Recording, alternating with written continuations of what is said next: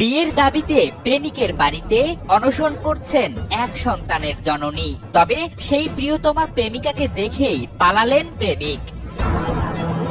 প্রেমিকা খাদিজা জানায়, তারাবির নামাজ পড়ে এসে তাকে বিয়ে করার আশ্বাস দিয়েছিলেন প্রেমিক সিজান। এমনকি বিয়ের প্রলোভন দেখিয়ে রাত্রি যাপনও করেছিল সে। এরপরও বিয়ে করতে অস্বীকৃতি জানায় প্রেমিক। তাই নিজের ভালোবাসাকে আদায় করে নিতে প্রেমিকের বাড়িতে অবস্থান নেন প্রেমিকা। ছেলে মানে তারাবির নামাজ পড়ে এসে মাথায় হাত দিয়ে বলতে পারে যে আমি তোরা ছাড়া বিয়ে করবো না, তাহলে এটা জোর করে কথা বলছে না। যদি সে যদি আমার ভালোই যদি না বাসতো, তখন ধরা খাওয়ার পরে কিসের জন্য আমার সাথে আবার দেখা করতে গেল, আর কিসের জন্য তার ফোন বাড়াইতে দিল। ঘটনা জানাজানির পর পুরো এলাকায় চাঞ্চল্যের সৃষ্টি হয়েছে এবং উৎসুক জনতা সিজানের বাড়িতে ভিড় জমাচ্ছেন। দীর্ঘ 8 মাস ধরে যা আশা করতেছে, মিলে আশা করতেছে ওরে মানে ওর একটা পরবর্তী দিয়ে দিতে পারবো। তার বাপ ভাই বিদেশে টাকা পয়সা লোক লালন সাথে এসে গরিব মেয়ে, তো ওই লোভে পড়ে গেছে, পড়ে যায় মনে করে খাচ্ছে 2 রিকাত নামাজ পড়ে মসজিদে 2 রিকাত হয়েছিল, 2 রিকাত নামাজ পড়ে এসে ঘটনাটি ঘটেছে গোপালগঞ্জ জেলার কাশিয়ানীতে।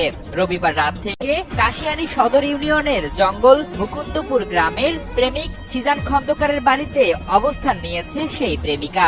সিজান ওই গ্রামের জিয়া খন্দকারের ছেলে। ঘটনার পর প্রেমিক সিজান বাড়ি থেকে পালিয়েছেন। বিয়ের দাবিতে প্রেমিকের বাড়িতে অবস্থান নেওয়া ওই তরুণী জানায়, দীর্ঘ 8 মাস ধরে তাদের মধ্যে প্রেমের সম্পর্ক রয়েছে। প্রেমের ফাঁদে ফেলে সিজান খন্দকার বিয়ের প্রতিশ্রুতি দিয়ে একাধিকবার তার সঙ্গে অনৈতিক সম্পর্কে জড়ায়।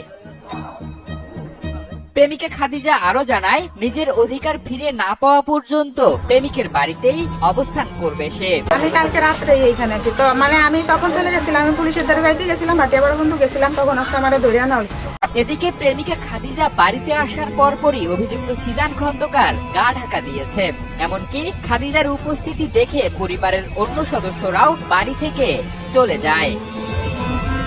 এদিকে স্থানীয় ইউপি সদস্য ও গ্রাম্য মাতব্বররা বিষয়টি মীমাংসার চেষ্টা করছেন বলে জানা যায়। তবে প্রেমিক সিজান পলাতক থাকায় তার কোনো মন্তব্য পাওয়া যায়নি। এদিকে কাশিয়ানী থানার ভারপ্রাপ্ত কর্মকর্তা মোহাম্মদ মাহফুজুর রহমান জানান, ঘটনা জানতে পেরে ওই বাড়িতে আইন শৃঙ্খলা বাহিনী পাঠানো হয়েছে।